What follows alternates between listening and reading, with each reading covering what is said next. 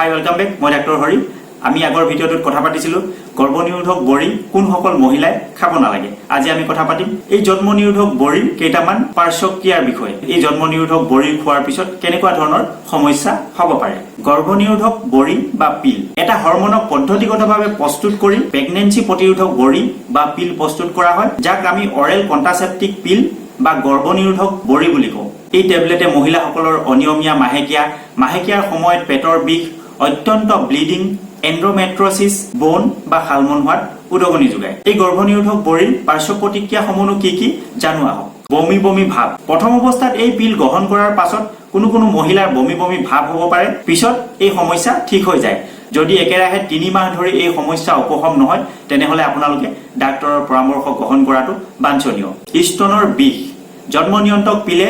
প্ৰাৰম্ভিক অৱস্থাত মহিলাৰ স্তন ডাঙৰ হোৱাৰ লগতে স্তনৰ বিষৰো সৃষ্টি কৰিব পাৰে ই এটা অতি সাধাৰণ সমস্যা কেই সপ্তাহমান ব্যৱহাৰ কৰাৰ পাছত এই সমস্যা ঠিক হৈ যায় যদি এই সমস্যা ঠিক নহয় তেনেহলে আপোনালোকে শীঘ্ৰে ডাক্তৰৰ পৰামৰ্শ গ্ৰহণ কৰিব মাহেকীয়াৰ বিসংগতি এই পিল গ্ৰহণ কৰাৰ পাছত নিৰ্ধাৰিত সময়ৰ মাজ ভাগতে পুনৰ ব্লিডিং হোৱাৰ সমস্যা হ'ব পাৰে আৰু এই ব্লিডিং 3 পৰা 5 দিনৰ ভিতৰত যদি নকমে তেনেহলে আপোনালোকে চিকিৎসকৰ পৰামৰ্শ গ্ৰহণ কৰিব মাথাৰ বিষ বা মাইগ্ৰেন জন্মনিৰোধক পিলত থকা হৰমনে মাথাৰ বিষ আৰু মাইগ্ৰেনৰ সমস্যা সৃষ্টি কৰিব পাৰে শৰীৰৰ ওজন বৃদ্ধি গৱেষণাত পোৱা গৈছে জন্মনিৰোধক বড়ি খালে স্তন আৰু নিতম্বৰ আশে-পাশে পানী জমা হোৱাৰ লগতে শৰীৰৰ ওজনো বৃদ্ধি কৰাৰ সম্ভাৱনা বৃদ্ধি কৰে এক গৱেষণাৰ তথ্য অনুসৰি একেৰাহে 12 মাহ প্ৰজেষ্টেৰন অনলি বাৰ্থ কন্ট্ৰোল হোৱাৰ পিছত 4.4 পাউণ্ড অৰ্থাৎ 2 কিলোগ্ৰাম ওজন বৃদ্ধি হোৱাৰ ইতিহাস পোৱা গৈছে মানসিক অশান্তি এক গৱেষণাৰ তথ্য অনুসৰি কন্ট্ৰাসেপ্টিভ পিল ব্যৱহাৰকাৰী মহিলাৰ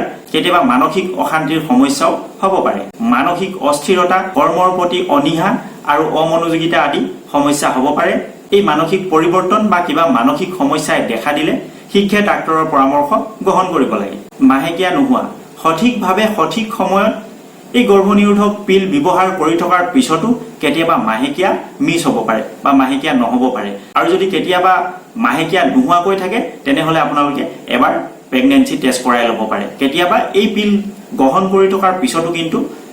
কনচিভ হোৱা দেখিবলৈ পোৱা যায় যৌন শক্তি কমি যোৱা বা বাঢ়ি যোৱা এই গৰ্ভনিৰোধক বড়িয়ে যৌন শক্তিক প্ৰভাৱিত কৰে যদি কেতিয়াবা যৌন শক্তি কমি যোৱা সমস্যা যেন অনুভৱ কৰে তেনেহলে ডাক্তৰৰ পৰামৰ্শ গ্ৰহণ কৰিব আৰু কেতিয়াবা এই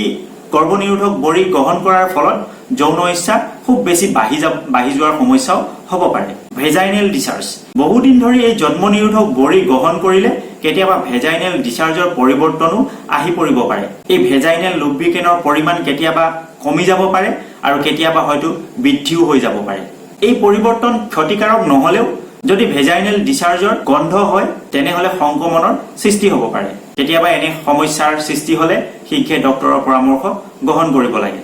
আশা কৰো মোৰ এই ভিডিওটো আপোনালোকক নিশ্চিতভাৱে উপকৃত কৰিব যদি মোৰ এই ভিডিওটো আপোনালোকক উপকৃত কৰা বুলি ভাবে তেনেহলে ভিডিওটো এটা লাইক কৰিব চেনেলটো সাবস্ক্ৰাইব কৰিব আপোনালোকক স্বাস্থ্য সম্পৰ্কে সজাগ আৰু সচেতন কৰি সুস্বাস্থ্য অধিকাৰী কৰাটোৱে আমাৰ প্ৰধান লক্ষ্য আৰু উদ্দেশ্য আশা কৰো আমাৰ লক্ষ্য আৰু উদ্দেশ্য নিশ্চিতভাৱে আপোনালোকে উপনীত হোৱাত সহায়ৰ হাত আগবঢ়াব আজিলৈ আহো পৰৱৰ্তী ভিডিঅ'ত পুনৰ লগ পাম ধন্যবাদ